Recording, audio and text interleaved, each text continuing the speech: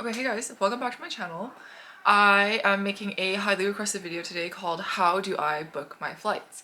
I've gotten asked this question a couple times, like some from my IRL friends, some from my Instagram friends, some from like my coworkers as well. So I will tell you guys how I managed to find flights, I guess, for like the best price possible. So first things first, if you're going to like Mexico, Cancun, anywhere with an all-inclusive package, I would actually recommend going through like Sunwing or like websites where you can get a vacation package with the flight and the hotel included with your all-inclusive stuff, because it actually turns out to be cheaper that way. So that's like my one recommendation for if you're going somewhere like Dominican Republic, Cancun, Cabo, so on and so forth. Don't actually look at flights and hotels separately. In my personal opinion, I always found it cheaper to go through like a vacation package, even like Costco travels as well. So yeah, that would be your best bet for those kinds of vacations. I also just don't, yeah, I personally just don't think it's worth it to like book through the hotel individually and then book your flights individually. If you're flying from Vancouver, at least, I don't know about other places in the world, and sometimes you're gonna have to sit on a shit plane with no TV at Sunwing, but you'll get there and you won't be breaking the bank. So for broke people like me, this is how you travel. Okay, so anyways, now on to the actual flights part. So I know there's like Skyscanner, like Scott's cheap flights or whatever. Scott's only works in the US, by the way. I tried to sign up and like I had to choose either flying out of like Seattle, LAX, or like they don't service cheap flights to and from Canada or like within Canada. So if you're in the US, you could check Scott's cheapest flights. I hear that that's pretty good, but I actually use Google Flights. I find that that still gives me the best deal out of everything. I've tried Skyscanner. I've tried to compare the prices because I just booked a multi-city trip to Japan and Korea, but Google Flights still ended up giving me the cheapest option, so Skyscanner is still a little bit more expensive. And Google Flights, actually, when you go through the steps, it'll take you to the airline directly to book. So you don't book through Google Flights website, unlike Skyscanner. Like I think you book through Skyscanner to get that rate.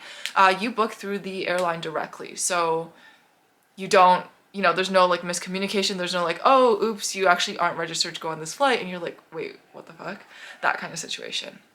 So first things first, so I think a lot of you guys know, but I am self-employed, so I can take as much time off as I want, although it is unpaid. That's the only con, but for a 24-year-old, I think that's pretty good because I want to travel the world, I want to see places. I still have the flexibility to do that because I don't have any real life responsibilities besides taking care of myself right now. So it's a great time to travel and, you know, go on vacation all the time.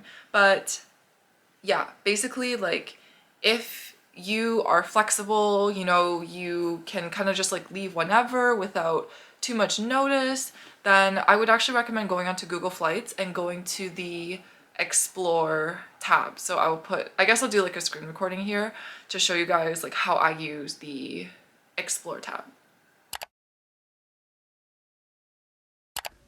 Okay, so now a tutorial on how to use the Explore section of Google Flights. So you are going to put in where you are leaving from, and you are actually going to leave the where to blank. And you can see that you can actually modify the search. So right now it says 1 week trip in the next 6 months, but I can change it to whatever I want. Just note that this tool is only pretty good when you want to find something that's 6 months ahead of time and nothing further in the future. I would also recommend that you don't look for flights within Canada because most of those flights, and North America in generally, are going to be part of Flair Airlines or those cheaper airlines where you would have to buy an extra check bag, carry-on, and personal item. So this Explorer tool works a lot better when you're looking for things outside of North America.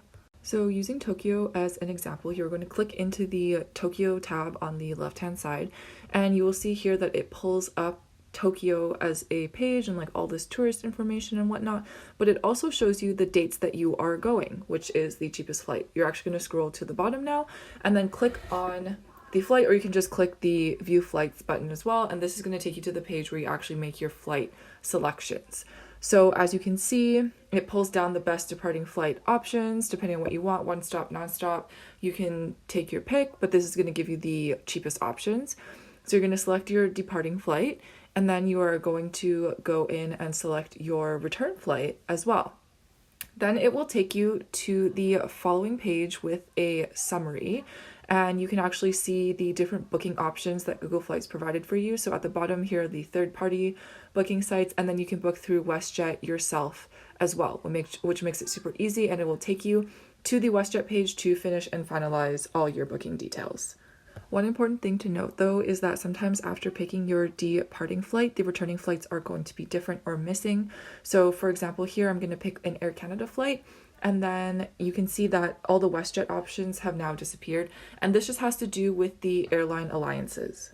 So because in this example, Air Canada and WestJet fall under different airline alliances, you would essentially be booking two one-way tickets instead of a round-trip ticket if you decided to take Air Canada on the way there and then WestJet on the way back. So if you go and pull down the calendar on Google Flights as well, you can see that they show you the different prices based on each day the flight is going or returning. Just be mindful though that when you pick your departure date, the prices for the return date might change a little bit, but this offers you a good option to kind of see what days are best for you to leave on if you have that additional flexibility. One thing I have noticed on the less popular flights is that depending on which day you leave, sometimes you might get lucky and catch a non-stop flight instead of a flight that has one or two layovers. So this is just a good option if you have the flexibility to explore the different dates that you can go and come back. And then for those of you who are looking for more specific flight dates, I would definitely recommend still using Google Flights, but instead of just kind of like browsing around the globe, you put in your actual destination, the airport you're leaving from. One thing I like about Google Flights is that for example, right, Tokyo has two airports. They have Haneda and Narita. So when I put in my round trip, I can actually go like YVR, the specific airport I want to leave from, to Tokyo, all airports included. So you don't have to pick between Narita or Haneda and then go back and forth between the two, but they will populate for both airports the flight options essentially.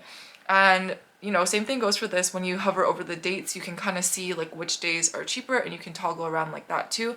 Once again, if you're flexible.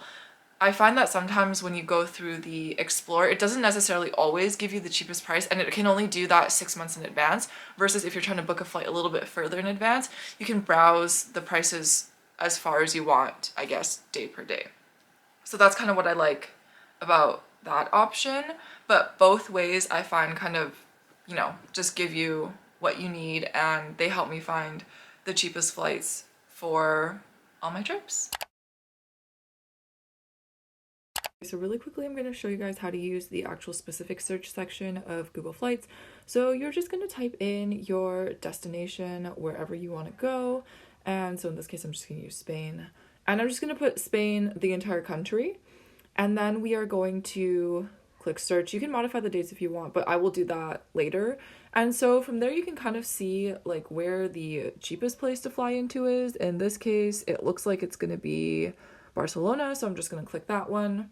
It does say 2 stops, so it's not looking very good. And it did indicate the prices are very high. However, I haven't changed the dates, so that is pretty close to today when I'm making the video.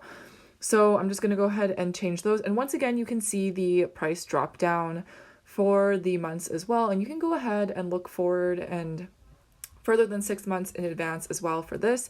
So I'm just going to click on a cheap flight in June and then look for a cheap return and see what that gives to me.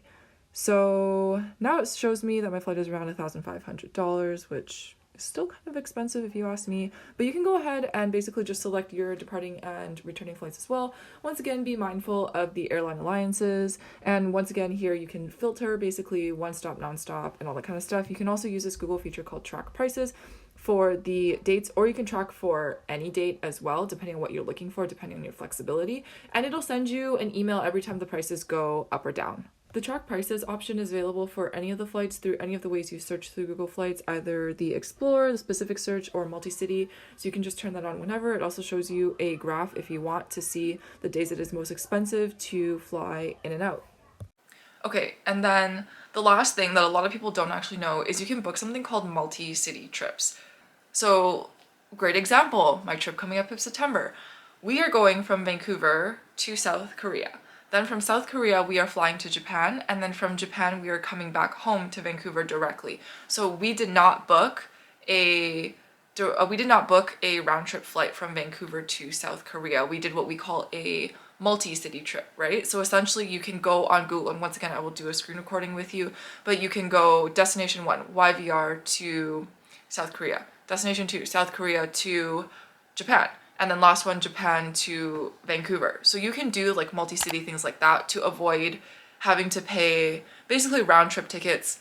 Like if I were to go that way, then I would have to go round trip like Vancouver to South Korea and then round trip South Korea to Japan, which, you know what, sometimes it works out to be cheaper, but sometimes it doesn't as well. So really quickly here, I just kind of wanted to show you guys a little bit about how you book the multi-city trips. I already talked about it, so you guys know how to do it. It's pretty straightforward, but there are just a few things that you guys need to recognize when booking these trips. First of all, sometimes you will actually see that Google Flights says these tickets are sold separately, which means that you would have to go to maybe 1 or 2 different websites to book these tickets, but it still does generate the cheapest option for you on the days that you want to leave from each place. You can also toggle with the dates as well once again and play around to see what the best date would be, but the prices do not show up on this calendar when you do a multi-city flight, so you kind of are just like searching blindly. So something to also be mindful of as well on top of that is that you can see at this landing page here, the second flight that I've booked in my multi-city trip does not allow for a checked bag. So just take that into consideration when you are purchasing your final ticket, because with the cheaper airlines, most likely you will need to buy the carry-ons, especially if you're going within Europe. So basically, yeah, those are my tips and tricks on how to book flights, how to find flights as well.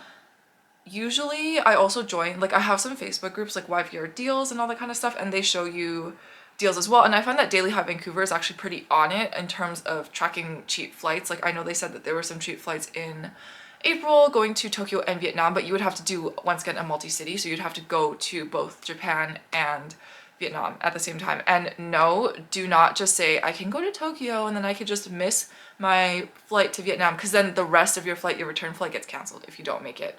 Because people know, like airlines have figured out that some people like to do that, and so they just like were like, absolutely not. I mean, barring you getting like absolutely sick, they will obviously cancel the flight, but unless you have a legitimate reason with probably proof, because the airlines would actually need written medical documentation to allow you to get back on your flight from Japan, like back home, there is no way that they're going to let you keep those flights.